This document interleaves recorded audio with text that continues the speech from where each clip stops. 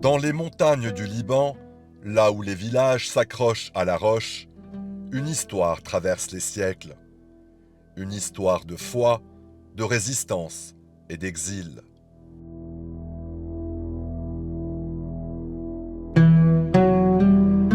Elle commence loin d'ici, avec un homme, un ermite, Saint Maron.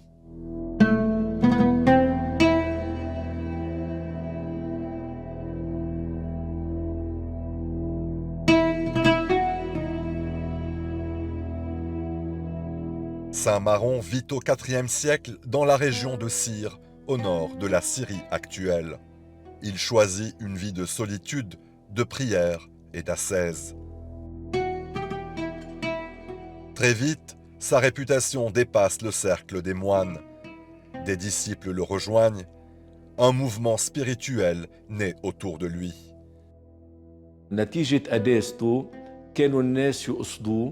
En raison de sa sainteté, les gens venaient à lui. Les malades sollicitaient ses prières et Dieu lui avait accordé le don de guérir aussi bien les maladies physiques que les maladies spirituelles. On dit qu'il ne guérissait pas seulement les corps par la force de sa prière, mais aussi les âmes.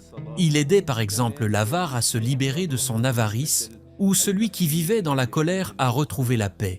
Il était un véritable guide spirituel et c'est ce qui attirait les foules vers lui.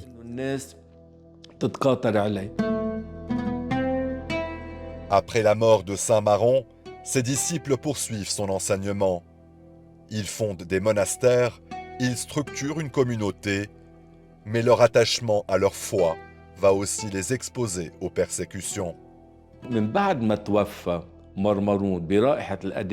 Après la mort de Saint Maron, dont la réputation de sainteté s'était encore renforcée, ses disciples ont construit un grand monastère portant son nom. Ce monastère, fondé après sa mort et non de son vivant, abritait de nombreux moines et il est devenu un centre spirituel rayonnant dans toute la région.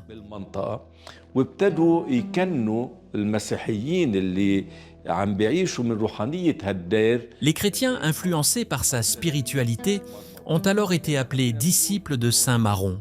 On peut donc dire que l'Église maronite a commencé à se structurer autour du monastère de Saint Maron, grâce à la transmission de cette spiritualité par les moines et les moniales.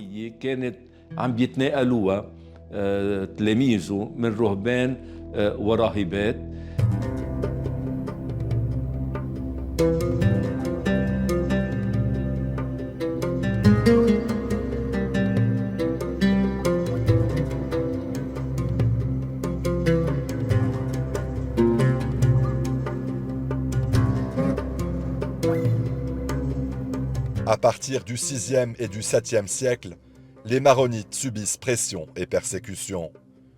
Ils quittent progressivement leur terre d'origine et prennent la route des montagnes du Liban. Un choix difficile, mais vital.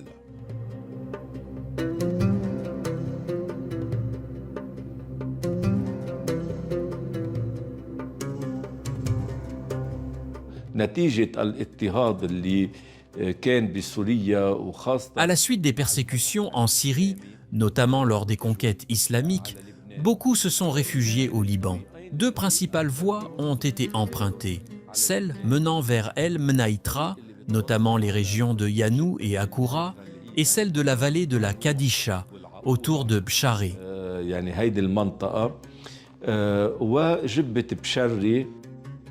Dans ces reliefs escarpés, ils trouvent refuge, organisent leur vie autour de monastères et forgent une relation profonde avec cette terre.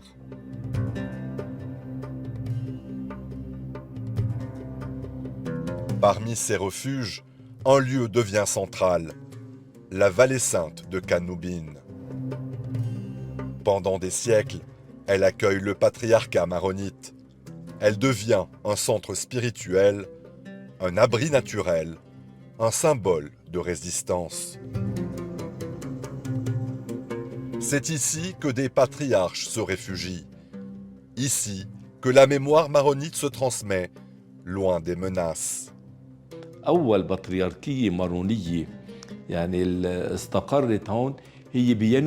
Le premier patriarcat maronite s'est établi à Yanou, approximativement entre l'an 750 et 1140. Par la suite, il a été transféré vers Notre-Dame d'Ilige. En réalité, plusieurs sièges patriarcaux se sont succédés, car les patriarches ont souvent dû fuir les persécutions.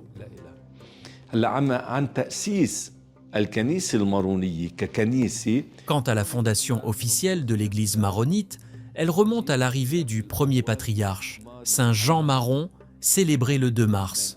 On situe généralement le début de l'église maronite autour de l'an 685.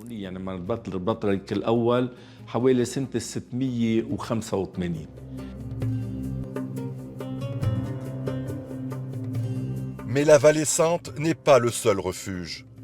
À Maïfouk, dans la région de Jbeil, le site de Notre-Dame d'Ilige raconte aussi cette période.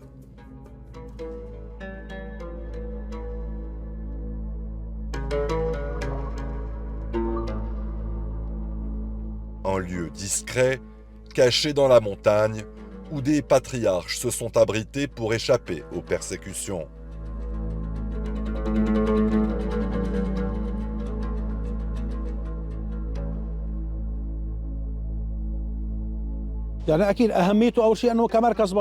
Ce lieu est important, car il a été à une époque le siège patriarcal lorsque les prélats ont dû quitter Yanou en raison des persécutions. Entre 1120 et 1444, les patriarches n'étaient pas installés à Ilige de manière permanente. Selon l'intensité des persécutions, le patriarche se réfugiait tour à tour à Lefed, Amchit, Shula ou Kfifan, avant de revenir au siège patriarcal d'Ilige lorsque la situation se calmait. Aujourd'hui, ce lieu a une grande importance historique. Des patriarches courageux et saints y ont vécu dans la simplicité, dans des conditions difficiles, au cœur d'une vallée isolée, entourée de montagnes, marquée par le froid, la neige, les persécutions et les épreuves. Malgré tout, ils sont restés fermes. La force du peuple maronite venait de la force de son patriarche. Une force enracinée dans la prière, l'amour de Dieu et la fidélité à la liturgie dominicale. Beaucoup travaillaient la terre autour du siège patriarcal, puis rejoignaient les moines, les prêtres et le patriarche pour la prière.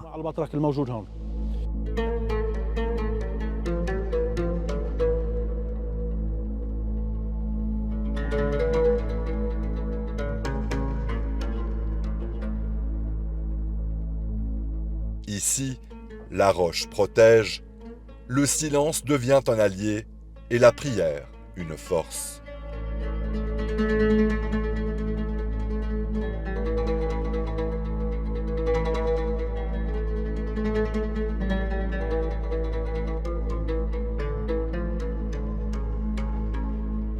Cette spiritualité maronite traverse les siècles.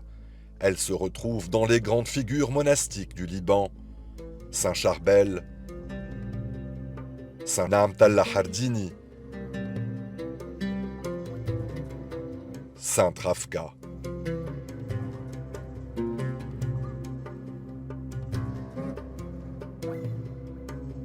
Même simplicité, même austérité, même attachement à la montagne et à la foi.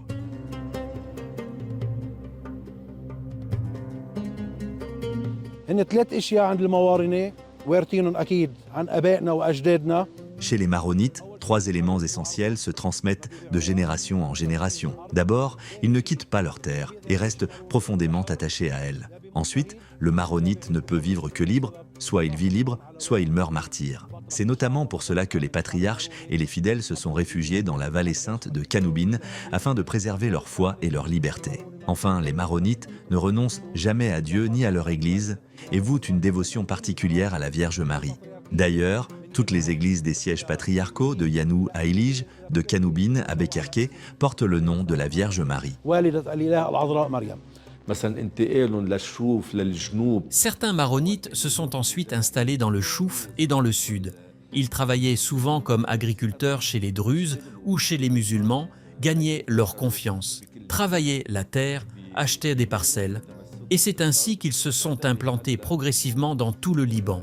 Cet attachement à la terre et à la foi a contribué à l'émergence d'une entité maronite, notamment durant la période de la Mutasarrifia, à l'époque ottomane, avec une forme d'autonomie protégée par les puissances occidentales. Cela témoigne d'une identité fondée à la fois sur une foi profonde et sur un fort enracinement dans la terre et les valeurs.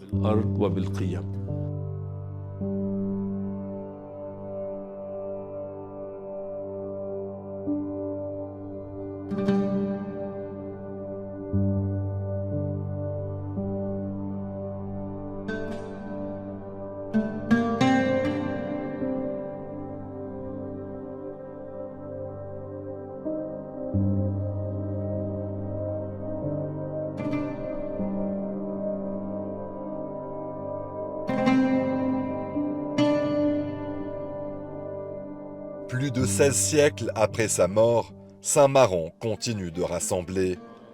Son message dépasse les frontières et les générations. Son histoire est devenue celle d'un peuple, une histoire de foi, de résistance et d'espérance.